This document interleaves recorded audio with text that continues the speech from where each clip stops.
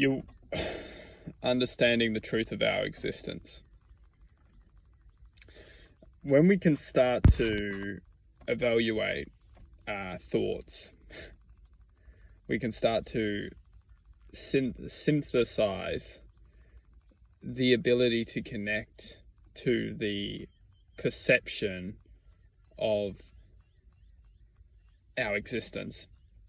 When we look outside of ourselves, generally what we are doing 99% of the time, we're looking out into the world, into what we can do, what we can become, what we can achieve, what we can succeed within. About 95 to 99% of the time, we're thinking in this direction. Maybe 1% of the time, or for some, it's everyone's different, but in our reality, 99% of the time we're looking outside of ourselves. Maybe 1% of our existence we may actually spend connecting to the inner self, or connecting to the self which knows all. Now, this isn't the egotistical self. The ego is living within the 99% of the time spent. We're always comparing, judging, looking outside of ourselves, with the ego dictating our everyday life.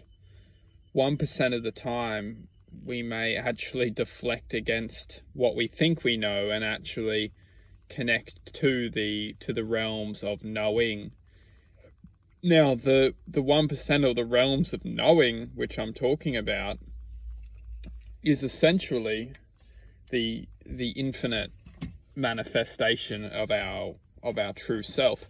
Now, when I talk about the infinite manifestation of the true self, I'm talking about the present now, or the ability to disconnect from everything which is happening and start to connect with the existence of the higher realms of truth. Now, this is maybe quite difficult to comprehend or understand for those who are always spending the time within this reality. Now, why wouldn't we spend all our time in this reality? Because this is what exists. This is what's here. But it's not. When we are dreaming, or when we enter into the realms of sleep, we disappear out of this vision, out of this world, out of this concept, out of this idea, out of this mind, and we connect into the realms of infinite possibility. We dream, we become infinitely possible to achieve anything. We can dream it. Now, limitation is only designed to construct our thought into perceiving what is possible and what is not possible. When we can start to disconnect from this realm of possibility, when we can start to disconnect from this reality and start to harness a sense of infinite imagination within infinite possibility, we can start to connect with the true identity. The true identity lives within us all. It lives within the 1% of perceptional self, which we may express. When I talk about 99%, 1%, everyone's different. You can never judge one another for their ability. But realistically, a lot of us, we don't connect to the 1% of our true self. We don't give it any thought, really, because we're always dictated from the mind. The beautiful blossom of the tree is experienced when the flower is able to blossom.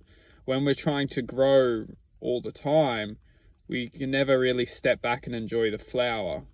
But sometimes it's a very good idea to understand, is it time to flower now? Is it time to open up? Is it time to share, experience maybe something that I've never experienced before?